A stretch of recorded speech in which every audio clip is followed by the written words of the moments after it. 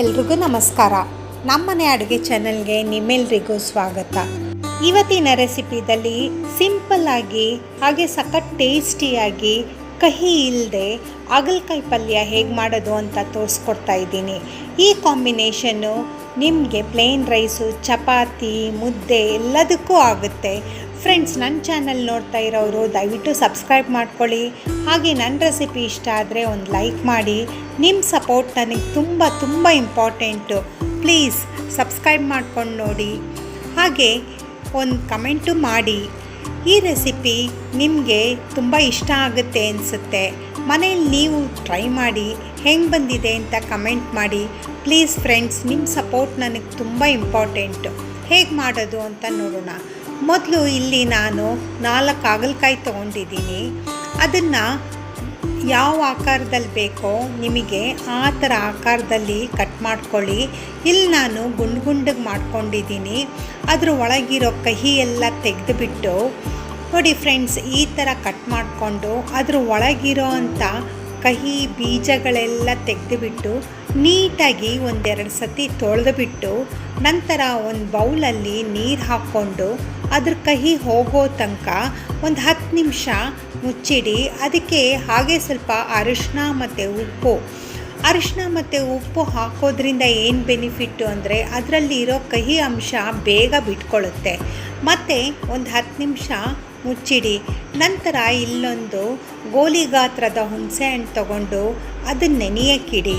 ನಂತರ ಒಂದು ಕಡಾಯಿ ತಗೊಂಡು 2 ಟೇಬಲ್ ಸ್ಪೂನ್ ಎಣ್ಣೆ ಹಾಕಿಬಿಟ್ಟು ಎಣ್ಣೆ ಕಾದ ನಂತರ ಅದಕ್ಕೆ ಸ್ವಲ್ಪ ಸಾಸಿವೆ, ಜೀರಿಗೆ, ಹಾಗೆ ಸ್ವಲ್ಪ ಕರಿಬೇವು, ಇದಕ್ಕೆ ಸಣ್ಣದಾಗಿ ಉದ್ದಕ್ಕೆ ಕಟ್ ಮಾಡ್ಕೊಂಡು ಇಟ್ಕೊಂಡಿರೋ ಅಂಥ 2 ಈರುಳ್ಳಿ ಮತ್ತು ಮೀಡಿಯಮ್ ಸೈಜಲ್ಲಿ ಕಟ್ ಮಾಡಿರೋ ಅಂಥ 2 ಟೊಮೆಟೊ ಎಲ್ಲನೂ ಹಾಕಿಬಿಟ್ಟು ನೀಟಾಗಿ ಒಂದು ಸತಿ ಮಿಕ್ಸ್ ಮಾಡಿರೋ ನಂತರ ಕಟ್ ಮಾಡಿ ಇಟ್ಕೊಂಡಿರೋ ಅಂಥ ಹಾಗಲಕಾಯನ್ನು ಅದನ್ನು ಸಹ ಹಾಕಿಬಿಟ್ಟು ಒಂದು ಸತಿ ಬಾಣಲಿದಲ್ಲಿ ನೀಟಾಗಿ ಮಿಕ್ಸ್ ಮಾಡ್ಕೊಳ್ಳಿ.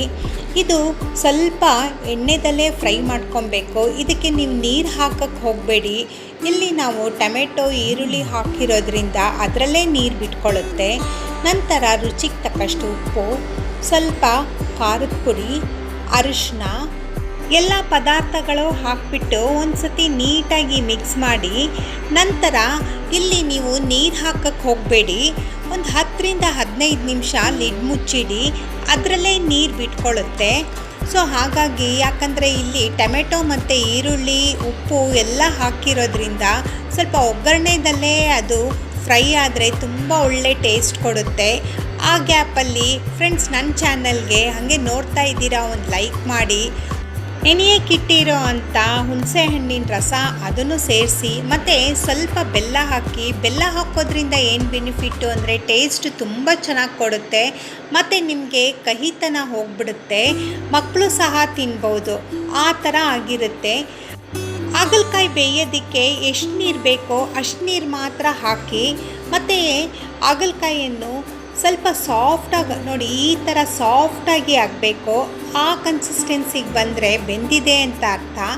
ಆವಾಗ ಆಫ್ ಮಾಡಿಬಿಡಿ. ನೋಡಿ, ಇವಾಗ ಹಾಗಲಕಾಯಿ ಪಲ್ಯ ಎಷ್ಟು ಚೆನ್ನಾಗಾಗಿದೆ.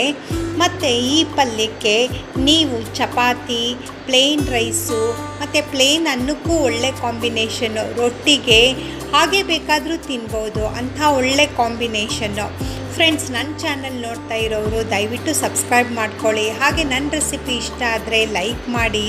ನೀವು ಮನೇಲಿ ಟ್ರೈ ಮಾಡಿ, ಹೆಂಗೆ ಬಂದಿದೆ ಅಂತ ಕಮೆಂಟ್ ಮಾಡಿ. Thank you.